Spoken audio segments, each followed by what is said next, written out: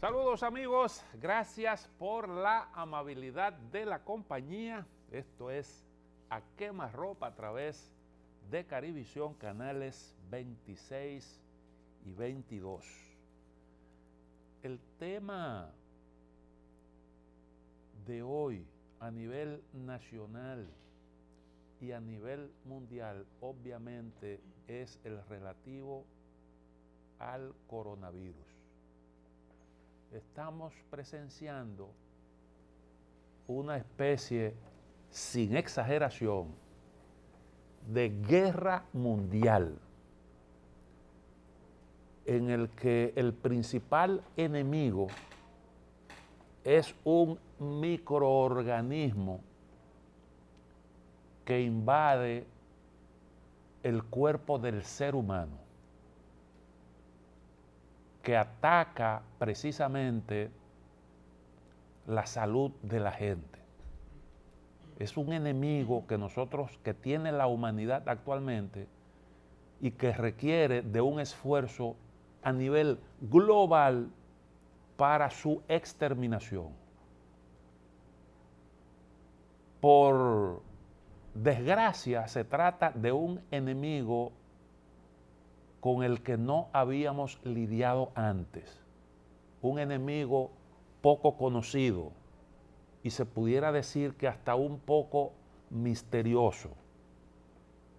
Falta información precisamente porque el coronavirus es una especie de los coronavirus, el COVID-19, que tiene unas características, es un virus totalmente nuevo. El producto de una combinación, de una especie como de fusión de dos virus del reino animal, dos virus que estaban latentes en organismos de animales, dicen que de serpientes y de murciélagos. Se produce un cruce y entonces el coronavirus es el producto de esa fusión.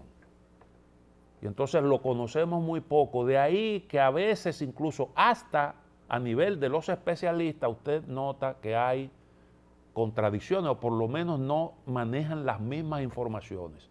Y uno está como medio desorientado y medio loco, no sabe a qué atenerse. Porque, por ejemplo, con respecto al tiempo que el virus puede durar fuera del organismo humano, hay versiones diferentes, opiniones distintas.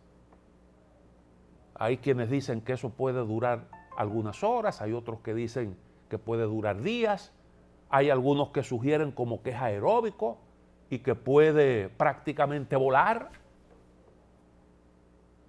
Yo incluso vi imágenes de Wuhan en China en donde estaban fumigando desde vehículos en marcha, las calles. Y entonces uno se pregunta, bueno, pero ¿qué es lo que están fumigando ahí? ¿Qué es lo que están fumigando? Y da la sensación como de que, bueno, ahora se está hablando de fumigar desde aviones. Y todo eso lo que produce es una realmente desorientación porque uno pues tiene informaciones poco precisas como eso que le estoy diciendo.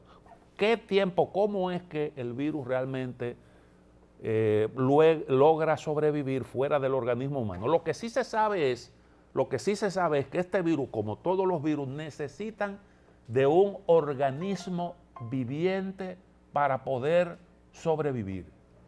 Necesita de eso. Entonces, claro que en esta guerra, en esta especie de guerra mundial, todos los seres humanos somos combatientes. Y la misión fundamental de nosotros, los seres humanos como combatientes, en esta guerra es evitar que el virus penetre a nuestro organismo y nosotros convertirnos en un aliado de ese enemigo, llevándolo, contagiando a otras personas, dándole albergue en nuestros hogares, esa es la peor forma de usted pactar con ese enemigo, que se supone que es el enemigo de la humanidad. En esta guerra, lamentablemente, uno percibe que no hay un mando unificado, aunque hay una Organización Mundial de la Salud.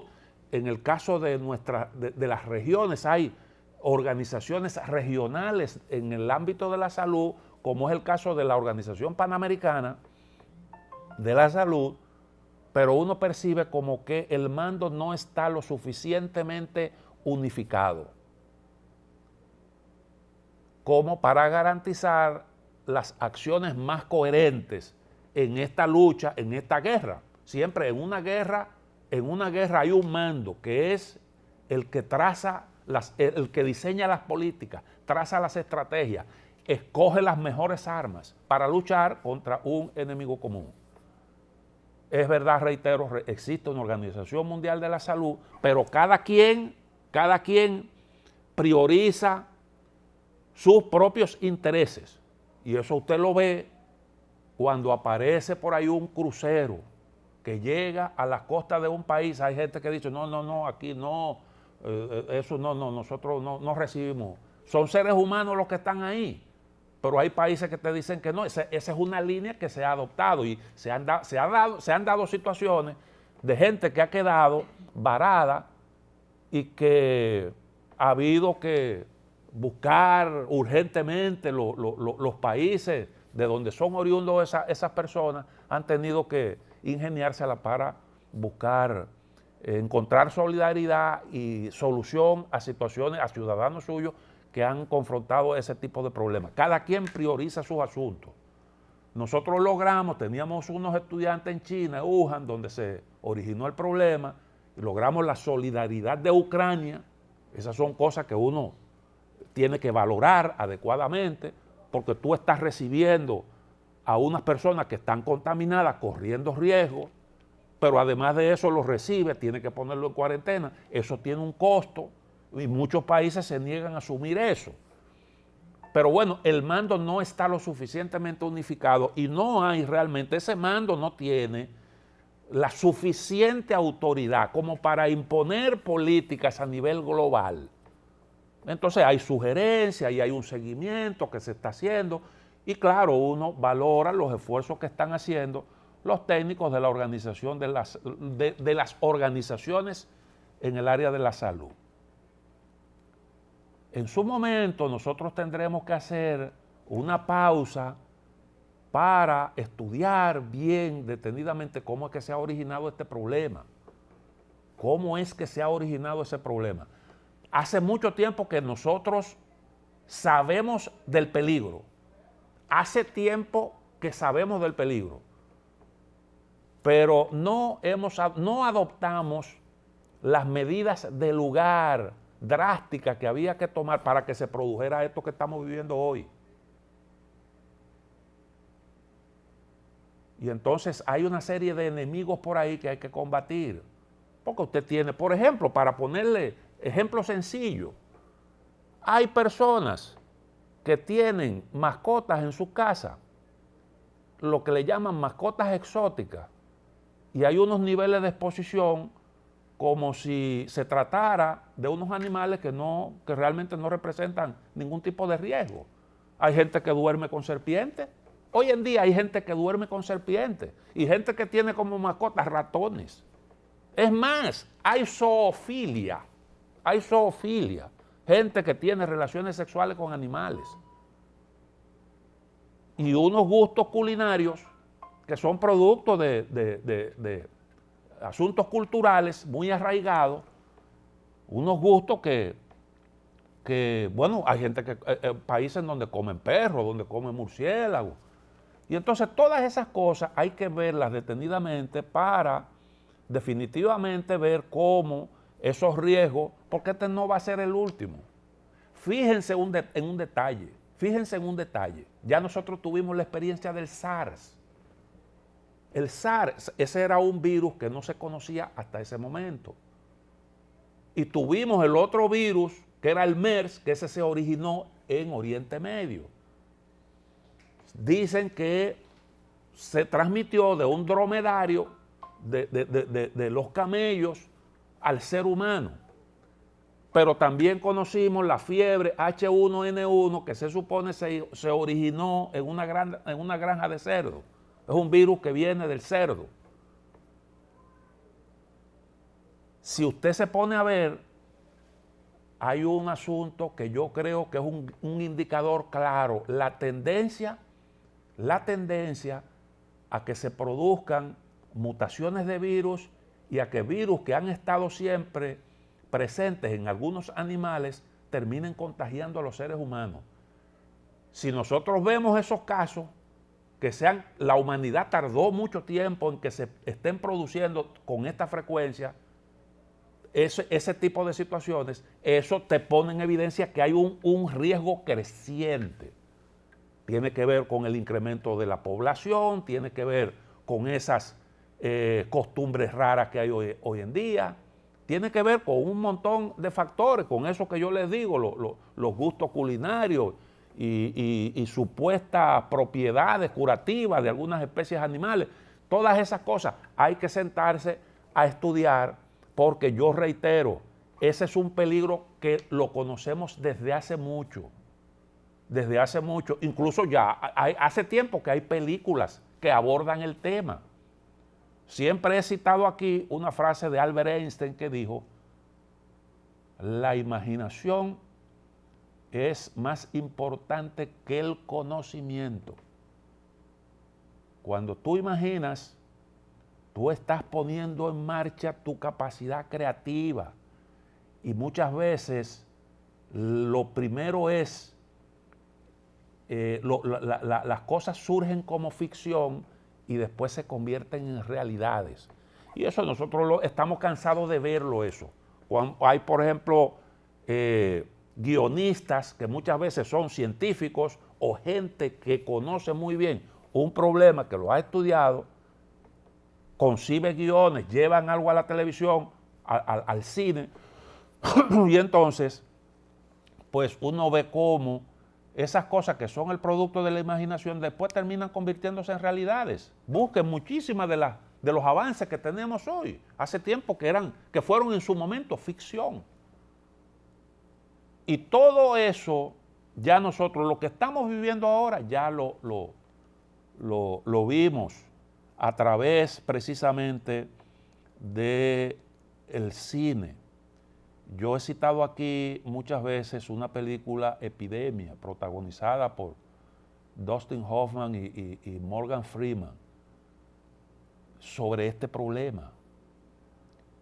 Si usted lo ve, ve la película, realmente se da cuenta de que lo que estamos viviendo hoy, y hay otra que comienza precisamente haciendo referencia a esa película, que aborda esa realidad a partir de experiencias más recientes, como el caso del SARS y el MERS. Entonces, ese peligro lo conocemos desde hace tiempo. Pero aún así, la humanidad no ha dejado, ciertos países no han renunciado a la posibilidad de manipular los virus para convertirlos en armas letales contra los propios seres humanos. De eso también tenemos conocimiento. Eso no es un secreto para nadie, eso no es un invento. Todavía hay científicos y hay ejércitos que tienen científicos que están investigando, que han hecho investigación y siguen investigando cómo desarrollar armas bacteriológicas. Y entonces todas esas cosas uno tiene que sentarse a verlas y ponderar para la protección realmente del ser humano. Esa película que yo cité, Epidemia, comienza, y lo dije hace un tiempo, a propósito de lo que estamos viendo hoy, esa película Epidemia comienza con una frase de un científico, premio Nobel de ciencia, premio Nobel, no recuerdo ahora exactamente el nombre, pero lo que él decía era que uno de los mayores peligros que tiene el predominio del hombre sobre el planeta es el virus. Y eso lo decía uno que era especialista. Su especialidad era sobre todo el estudio de las bacterias. Y soltó esa frase. Y eso no vino por casualidad. Eso lo estamos viendo ahora. El peligro lo estamos viendo ahí, de manera latente. Entonces, sobre estas cosas yo reitero, la humanidad tendrá que sentarse a reflexionar cómo es. El día pasado yo cité un científico que decía precisamente eso, cómo es que nosotros vamos a evitar que se sigan produciendo cada vez con más frecuencia la aparición de nuevos virus y unas mutaciones ahí que son el producto de múltiples factores.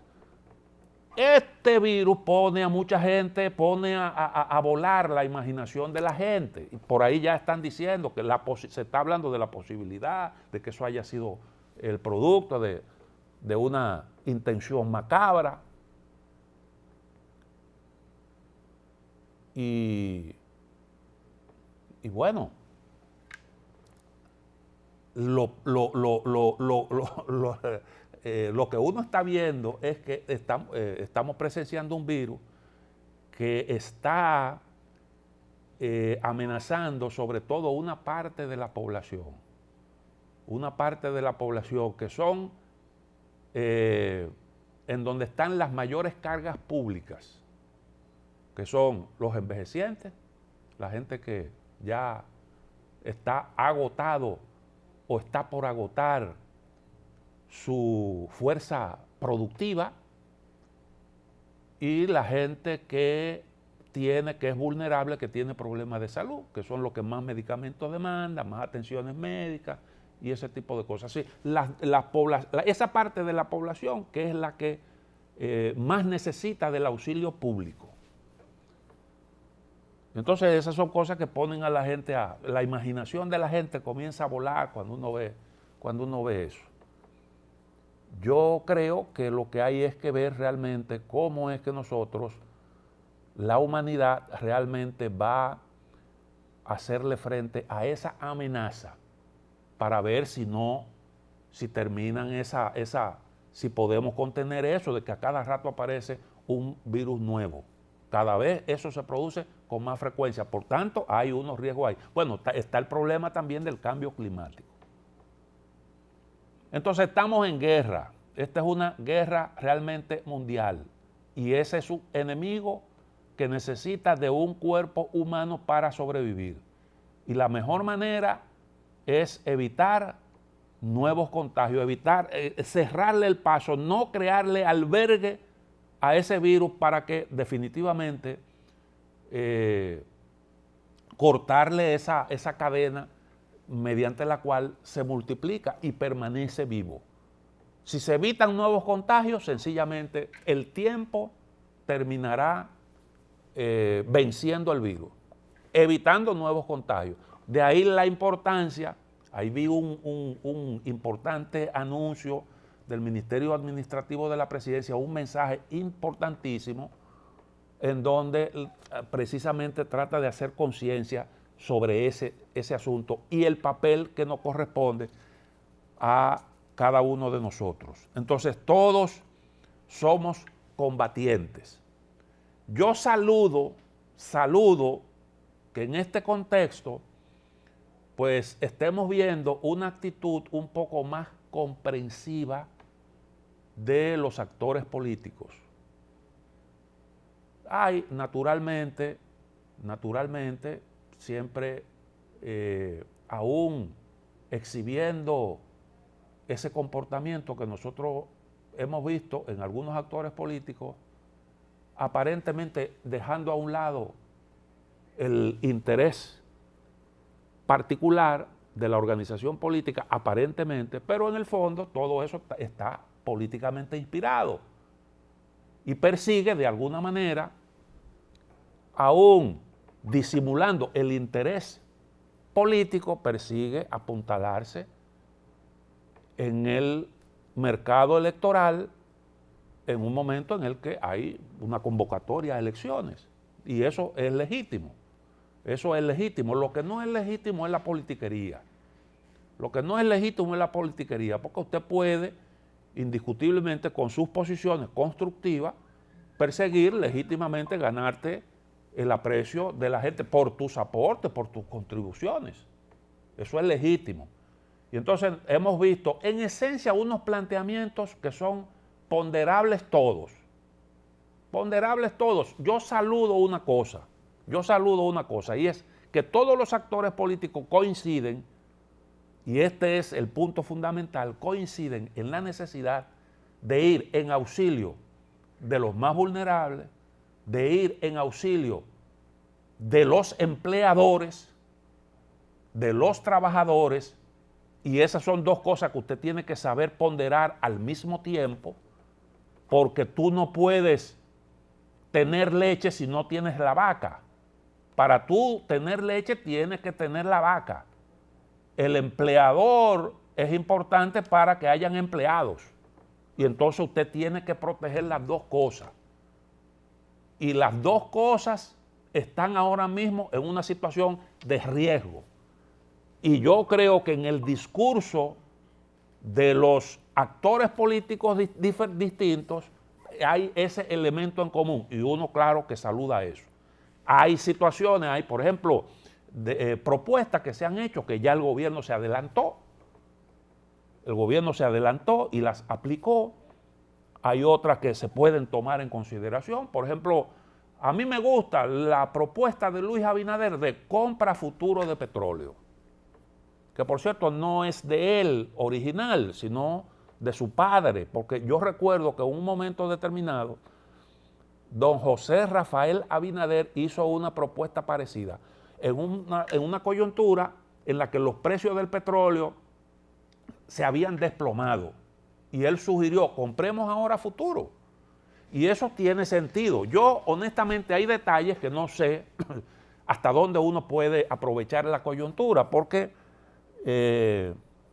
no te venden, yo no sé hasta dónde tú puedes comprar hoy a unos precios para entrega dentro de un tiempo,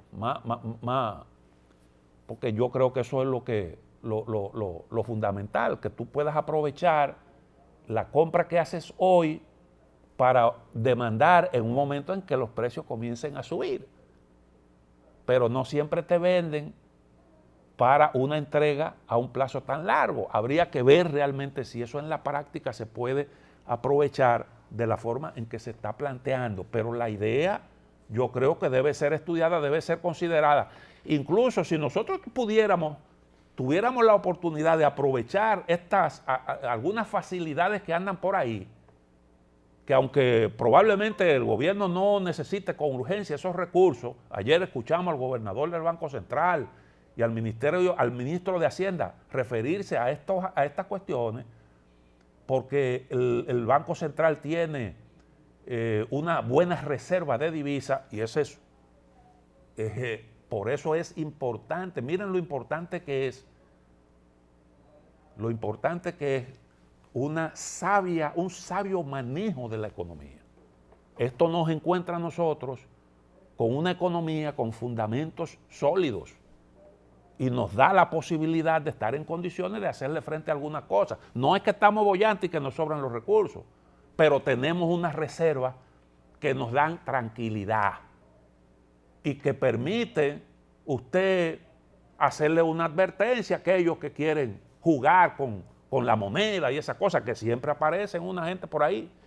Y tú le puedes decir, no, si tú pretendes aprovecharte de una coyuntura, puedes correr el riesgo de perder tus recursos, porque mira lo que yo tengo aquí. Es así. Esa es una herramienta para usted mantener la estabilidad de la moneda, que es una cuestión de interés nacional. Y ya nosotros, por experiencia, sabemos la importancia de eso, sobre todo en un problema, en medio de una situación como la que estamos padeciendo hoy. En México ya se ha producido una devaluación del peso. En México se ha producido ya una devaluación del peso de una manera más o menos significativa. Aquí no ha ocurrido eso. Pues probablemente nosotros no no tengamos necesidad de apelar a algunas facilidades que se están dando, pero eso no se puede descartar. Y a lo mejor para eso que dice Luis Abinader, si existe la posibilidad real de hacer compras hoy para demandar dentro de un tiempo cuando los precios se disparen, que eso va a venir y ya nosotros lo sabemos, eso nadie nos lo tiene que explicar. Entonces pudiera ese ser un buen negocio. Pero hay que realmente eso, reitero, ponderarlo detenidamente. Hay otras medidas de esas que se han estado sugiriendo que sencillamente son un poco difíciles de tú, no es tan fácil. Por ejemplo, eso de tú buscarle 10,000 pesos a todo el que pierda su trabajo, eso hay que verlo. Porque si tú te pones a eso, todo el que tenga el ombligo para adelante y que no tenga un peso en los bolsillos, vaya a buscar esos 10,000.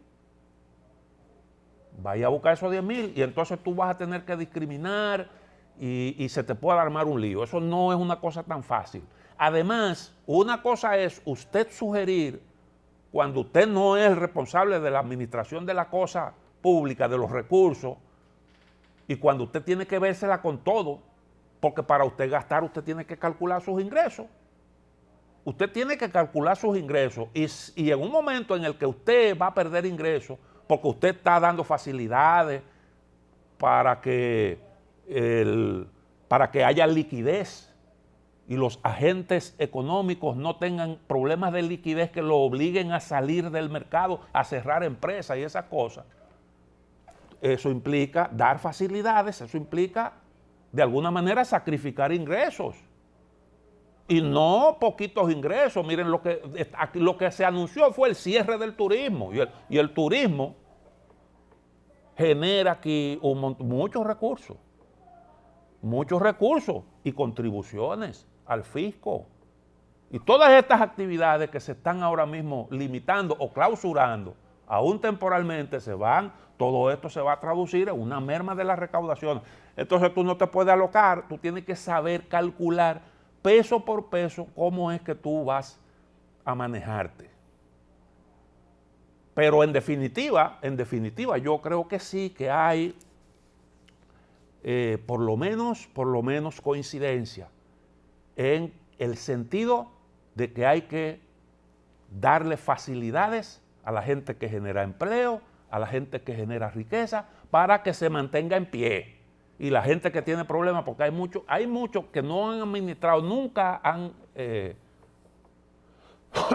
administrado un peso, una paleterita por ahí, y teorizan, pero a veces una paletera es el producto de un emprendimiento, implica que hay alguien, a lo mejor un dinerito que cogió prestado por ahí, y entonces tú tienes que hacerle frente a ese pago, pero resulta que se te caen las ventas. Y en el caso de los que emplean gente, todo esto, imagínense, implica un sacrificio grande, usted asumir pérdidas, paralizar sus actividades productivas y encima de eso pagar salario. Pagar salario y vérsela con un prestamista que te cae atrás buscando su dinero. Eso no es una cuestión, un juego de niños. Entonces, si tú quieres evitar que la economía colapse y que hayan empleos que se pierdan para siempre, porque hay actividades que desde que desaparecieron para siempre, que no es fácil tú volver otra vez porque te descapitalizaste. Y lo que fue el producto de una iniciativa que te tomó un tiempo, que tú te arriesgaste, que buscaste un dinero por ahí, si lo perdiste, estás perdiendo probablemente una gran oportunidad, a lo mejor la oportunidad de toda tu vida. Estás en una situación de la que tú probablemente no te puedas recuperar. Todas esas cosas hay que tomarlas en consideración. Y en todos los países precisamente se están tomando medidas dirigidas a proteger el empleo, medidas dirigidas a proteger a las empresas y medidas que tú tienes también que combinar con el interés fundamental de proteger la salud de las personas. Proteger la salud de las personas es la prioridad, una de las prioridades 1A.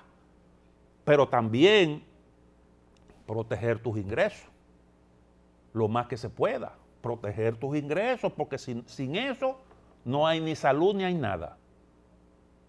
Eso es así, no hay un sistema de salud que tú puedas mantenerlo si tú no tienes ingresos. Esa es la verdad. Hay una pregunta que no es ociosa, y yo lo dije aquí hace mucho tiempo, que es sumamente importante. Miren, muchos países están tomando medidas radicales, difíciles, aún sabiendo que son medidas que tendrán sus consecuencias. Pero ¿qué resulta? Que decíamos al principio que esta es una guerra mundial.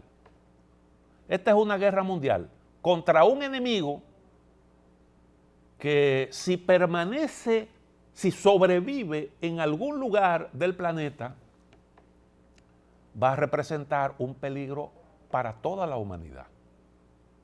Para toda la humanidad, ¿por qué? Porque desde ahí se transmite fácilmente a cualquier otro lugar. Entonces, este es un problema que nosotros tenemos que superarlo en todas partes al mismo tiempo. China, dicen que ha tenido, todo el mundo aplaude, perfecto, China logró, creo que ayer no hubo un caso. Después de la situación que ellos tuvieron, ahí se originó todo este problema. Pero ¿está China ya exenta del coronavirus? No, eso no ha llegado. ¿Usted sabe por qué ellos no han tenido? Porque China está cerrada.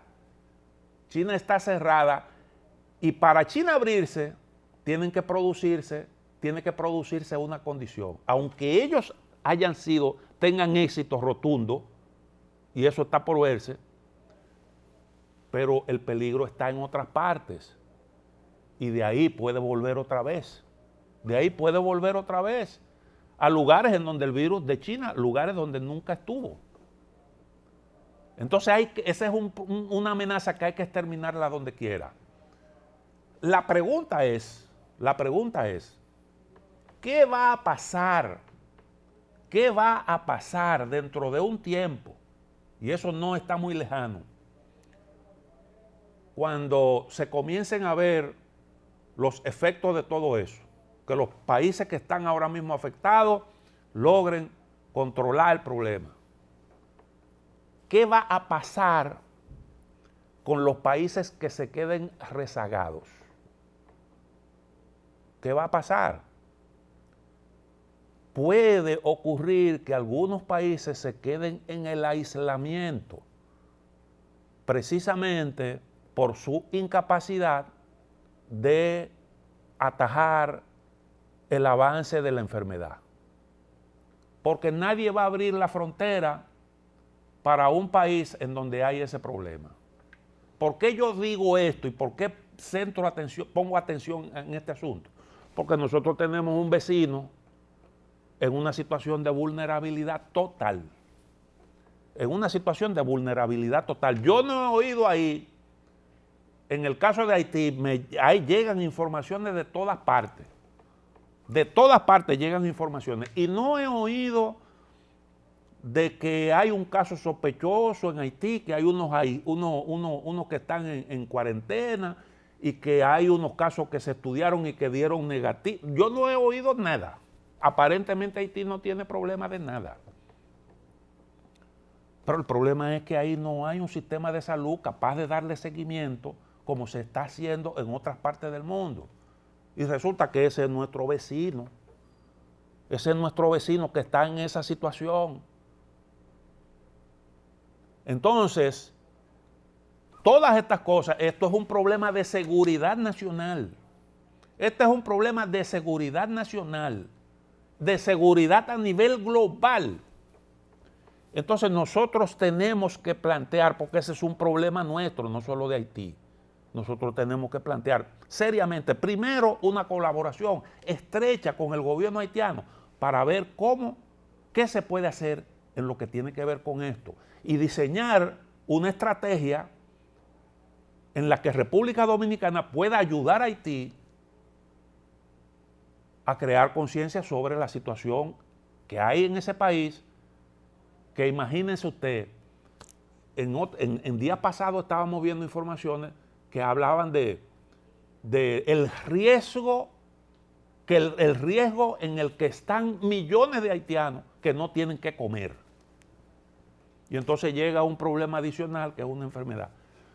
Esto es importante porque recuerden, con el cólera se dio la situación de muchachos, niños que pasaron corriendo la frontera con diarrea, deshidratados, porque no tenían en Haití quien los atendiera. Gente que cruzó la frontera. Cuando haya gente con problemas graves respiratorios que no encuentren, y eso se puede dar en masa, en Haití, muchos van a cruzar la frontera. ¿Y qué tú vas a hacer con esa gente? Entonces yo creo que República Dominicana tiene que trabajar también en ese frente. Acercarse a Haití, miren, nosotros estamos preocupados, ¿cuál es la situación que tienen ustedes aquí? Vamos a hablar, si hay que plantear el asunto. Nosotros tenemos un asiento en el Consejo de Seguridad. Este es un problema de seguridad nacional, de seguridad global. Planteemos la situación de ese país, a ver de qué manera la comunidad internacional ayuda. Porque con la cuestión del cólera nosotros vimos cómo realmente la ayuda no fue, a pesar de que la llevó Naciones Unidas. Ustedes vieron que el cólera mató más gente en Haití que en todas partes del mundo. Nunca se había visto un problema, una enfermedad como esa, acabar con tanta gente. Y todavía las estadísticas reales no se conocen. Pero las oficiales dicen que el cólera en Haití mató más gente que en todas partes del mundo. Con creces, mucha gente, mucho más. Entonces, esta es una cuestión importante. Vamos a hacer una pausa y volvemos en un momentito.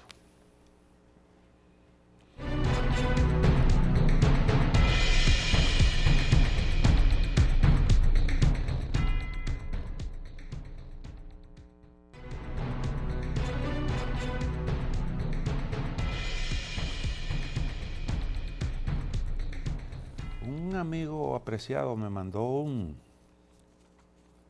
compartió conmigo un mensaje sobre cosas que se están haciendo en otros países, particularmente en Colombia. Más adelante voy a leer un par de párrafos sobre esto, para que se pueda apreciar realmente cómo se están manejando estos asuntos en otros países. Todo esto porque aquí hay gente que parece como que vive en la luna, Alguien publica hoy en una columna, dice lo siguiente, oigan, dice: Danilo Medina anunció un excepcional estado de emergencia nacional cuando apenas tenemos 21 casos de sospechas de coronavirus. Sin embargo, es posible que se le haya traspapelado la última medida a adoptar para que esta maldición de salud devenga en bendición política.